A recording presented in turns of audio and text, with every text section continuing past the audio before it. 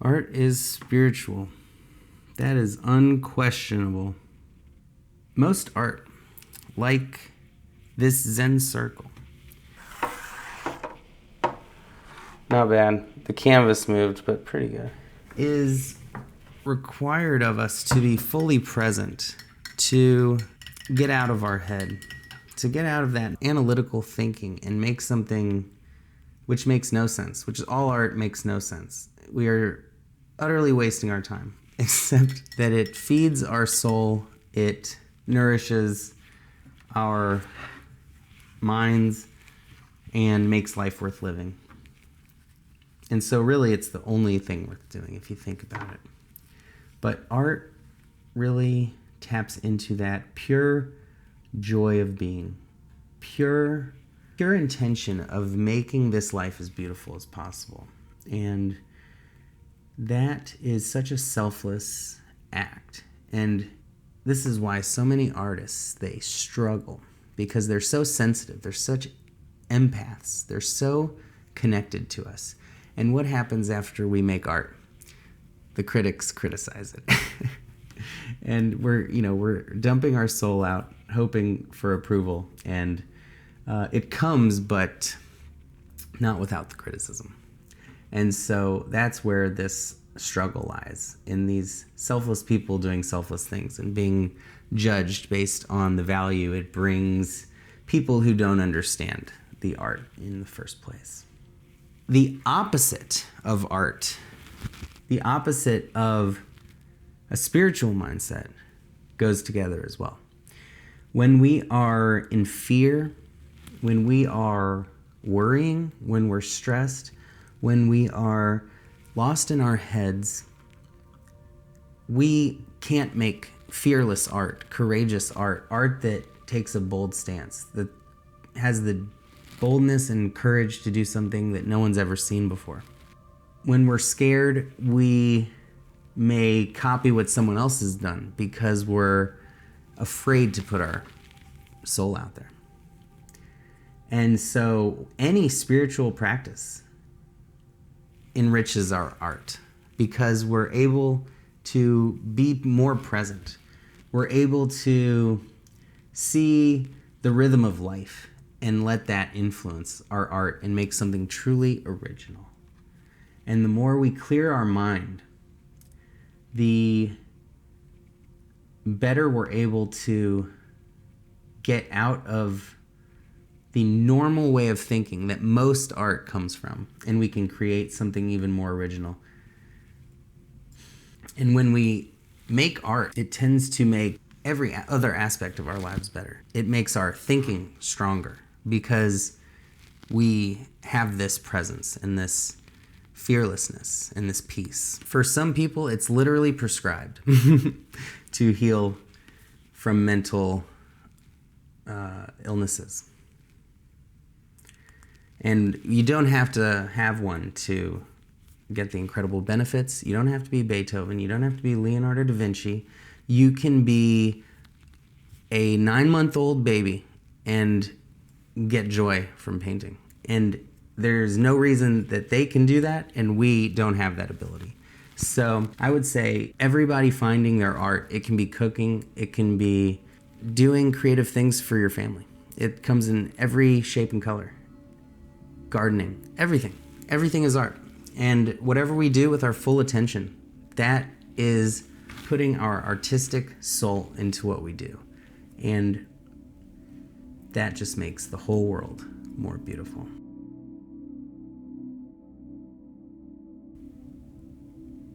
Creativity is a mysterious thing, but we have figured out how to create the conditions for a creative mindset, how to generate the most ideas in the shortest amount of time.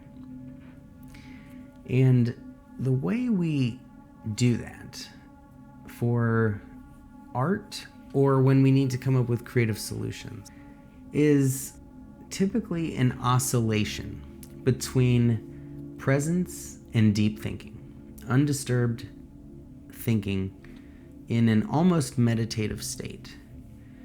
And alternating between that clear, conscious, intentional thinking with pure presence, non-thinking.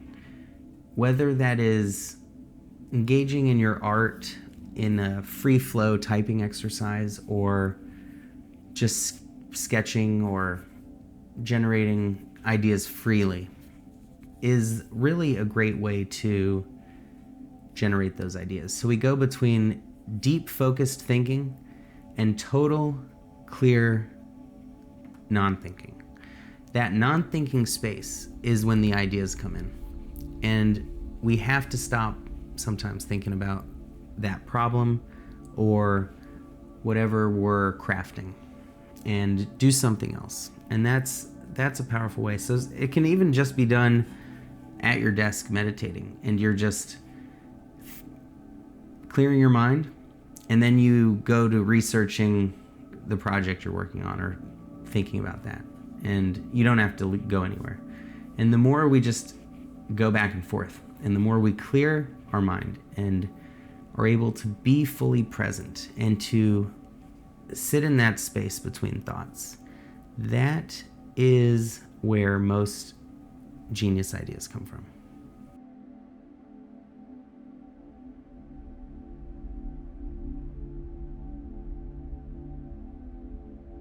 Art, in pretty much all its forms, is a doorway to the present moment.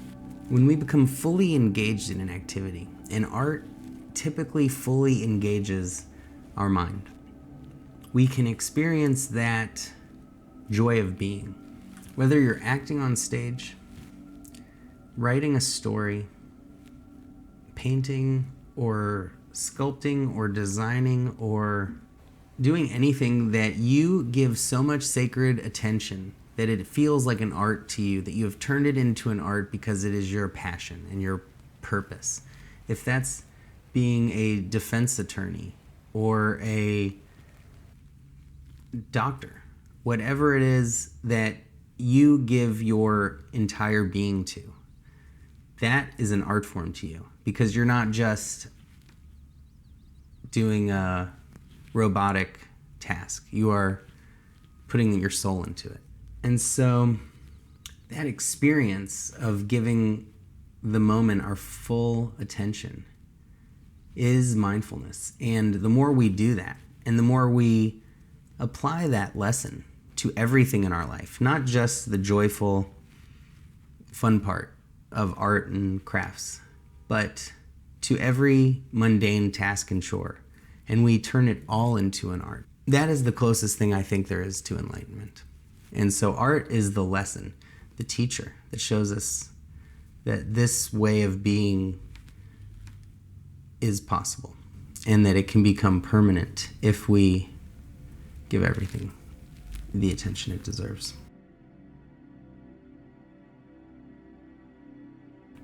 And you just have to remember that you can always paint over anything. You can always erase. You can always Apple Z or Control Z. You can always backspace and delete. The only thing you can't do is know what you could have been if you gave up. So, art is meant to be explored. Embrace mistakes. Mess up as much as you can. It is the only way we learn.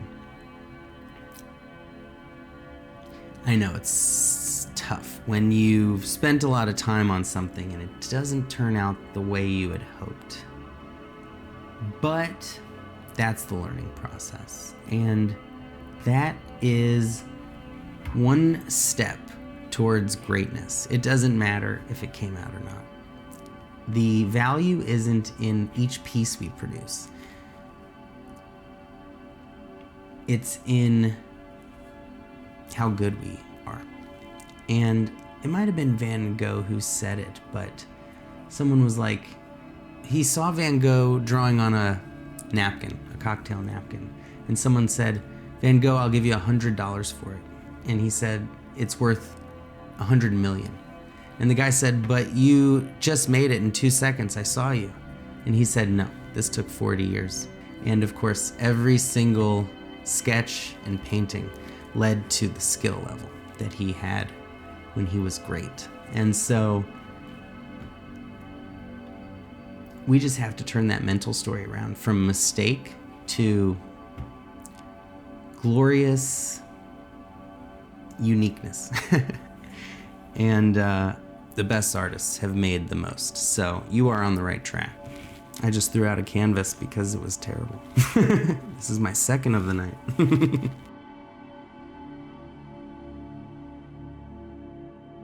Might need to be a third one after this.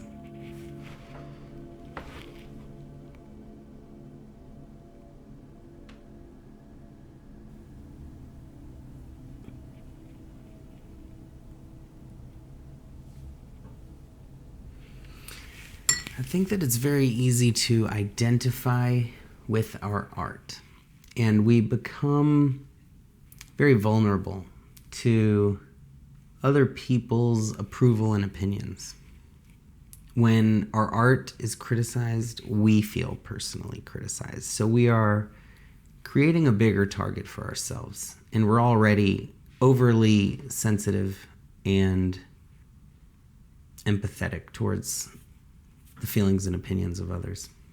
So we really have to practice not falling for that trap of believing or disbelieving the praise of others and not relying on others for our self-worth. It's very alluring and easy. And one of the things that drives artists into art is because we've heard a compliment. We've impressed someone. And so pretty much every artist has heard some encouraging word and has decided to go down that path. And it can be very addictive, but also ultimately empty. It doesn't keep you company in the hotel room at night after a concert. And it doesn't look after the way true, genuine relationships will in our lives. And so we really need to be extra cautious to protect our mental health, because it is emotional roller coaster to be an artist, to go from big show to not knowing where your next paycheck is coming from in some cases, or to go from screaming fans to a lonely hotel room, as so many celebrities have experienced. And if we have the spiritual tools, not just from art, but if we use that art, if we integrate the lessons from our art and we strengthen those skills to find that presence outside of the artistic endeavor, that will help keep us grounded when the show's over. And whether it's fame or praise or money, whatever we become seduced by, we need to take extra caution to make sure that we don't lose ourselves to these, that they don't become our only source of happiness. Because if it is our main source or only source, then we will feel like we're on a roller coaster. But if we have the joy of presence, if a lonely night at a hotel room means extra time to meditate and do yoga and do all those wonderful things that take care of our body and mind, then we can withstand the criticism, because we don't get anything from the praise or criticism. Most artists don't get praised until they're dead. And they like to get those arts real cheap while the guy's alive, and then as soon as they're dead, they say what a great artist that person was and ahead of his time, and now it's worth $100 million. But we don't need other people to let us know our value when we know that we are infinite consciousness.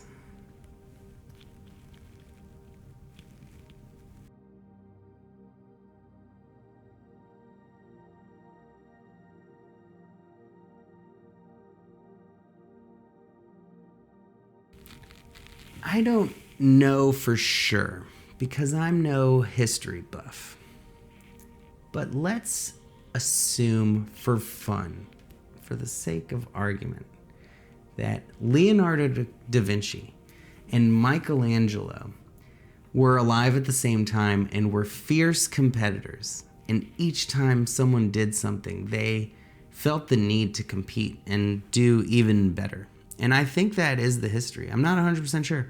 But let's also say, now this I might be making up, that Beethoven and Mozart, alive at the same time, fierce enemies, didn't really hate each other, but used that fuel, that fire, to create even better pieces than they ever dreamed, to inspire them and motivate them. So a healthy amount of self-motivation through whatever means, even in competition, even in feeling jealous and letting that motivate you. These are all perfectly fine and healthy. Of course, the problem is when we let that jealousy linger too long and we go into a depression or we let it make us inactive. And then we need to really look into that because that is obviously not helping us achieve our goals. And there's many ways to do that, but first and foremost, it is to acknowledge that it's there, to remind ourselves what our true intention is, what our true goals are, and how does this story align with that. And if we are telling ourselves a story that makes our goals harder, like why bother, we need to be mindful of that, and we need to remind ourselves that if they did it, I can do it. And I just need to outwork them. If we are mindful, we will let all forms of motivation drive us. And if we are unmindful, we will let them stop us. So it's simply becoming mindful of that story, of that voice in our head, and simply creating a new story, which is equally true, equally as valid as the other story, but actually serves our purpose. And so whether it's Bob Dylan and the Beatles or Martin Scorsese and Steven Spielberg, these rivals have made some of the greatest works in human history, and there is no need for that to bring any negative emotions upon us. It doesn't need to lead us towards depression. And if we reflect wisely, we will be able to use that to propel us forward. There are several art forms that really require us to be fully present, to be completely out of our head, not thinking at all. Some of those include jazz, improv, and to some extent every art form, where we can either really overthink every little detail, or we can really just let our creativity flow. And when we are wanting to get into that flow state, maybe we're blocked, maybe we are just overthinking every little thing, and we just need to get some ideas onto paper somehow or on stage. The key is to, if we're acting or improvising or playing music, the key is to listen, to fully listen. They say acting is reacting, and that's true of improv as well. And in improv, it's just the most reacting. We are, getting a suggestion from the audience, and then the entire show is a free-flowing reaction to that suggestion. And in jazz, it's a constant free flow of ideas bouncing between the musicians. And when we start to think, we lose the connection to the other players, the actors and musicians. And we need to maintain that. So listening intently, even looking intently, is an incredible practice when performing, to get into the moment, to stop thinking about how we're gonna respond so that we can react naturally. When we are sketching or making abstract art, or we're just trying to really be loose and we need that loose hand and brush stroke, or we're just roughly sketching someone and we just are getting the gestures. It's a very similar practice where we want to notice. This time we're going to listen to ourselves. Notice if there's any tension in our body. Notice how we're breathing. We put all that attention on ourselves, and we're able to release any stress, let go of any thoughts that may be weighing on our mind. And we are simply this body with this canvas, with these tools, and we can begin to get into that flow the more we practice, and we can be confident knowing we can always paint over it if we mess up.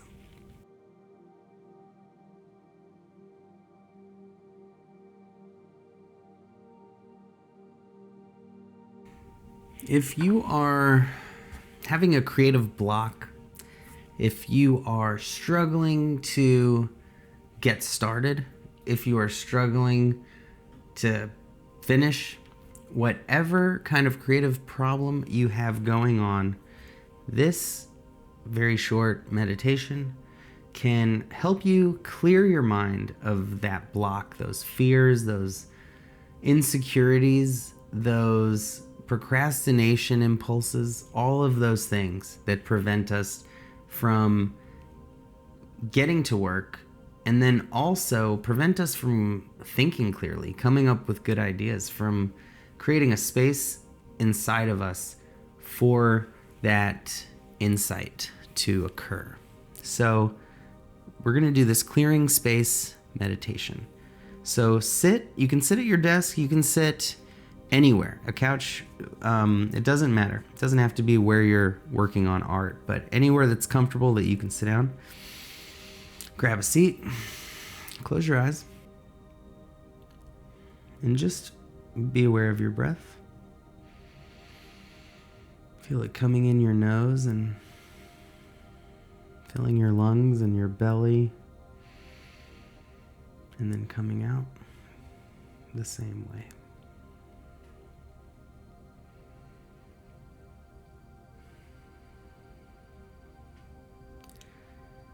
And now we're going to imagine in our mind's eye our mind as a vase, a large clay pot. And inside of that is all of the thoughts, everything we think too much about. All that stuff that comes in our mind so repetitively, so incessantly, and so unnecessarily. Every single worry and stress and insecurity, every single plan we have for the future, regret we have for the past, resentment we hold towards anyone, we'll put it all in this vase. We're gonna see it all, the whole contents of our overactive mind. And next to that vase, we're gonna visualize a very secure steel safe with 12-inch thick sides. And we're going to open that safe, and we're going to put all those thoughts from the vase And then we're going to lock that safe.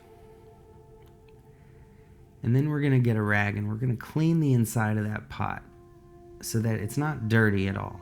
There's no mud, there's no grime from those negative, dark thoughts.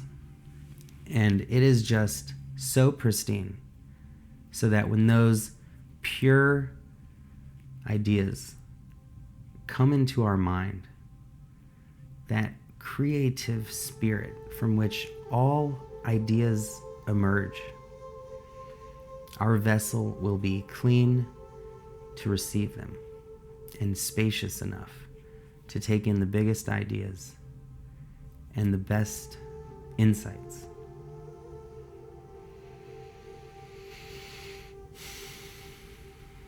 And we're just going to sit with that shimmering, empty pot. Clear mind. Just fully present with all the sensations that we're feeling. The chair beneath us, the breath coming in and out.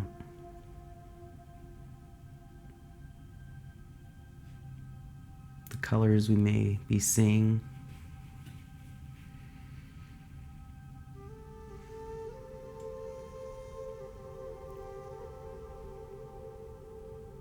And keeping that image of that empty vase in our mind, that clean emptiness. We take a couple breaths, totally consciously, with our full awareness, not holding any tension anywhere in our body or in our face. And we slowly open our eyes and get to work with this new, calmer, clearer mindset.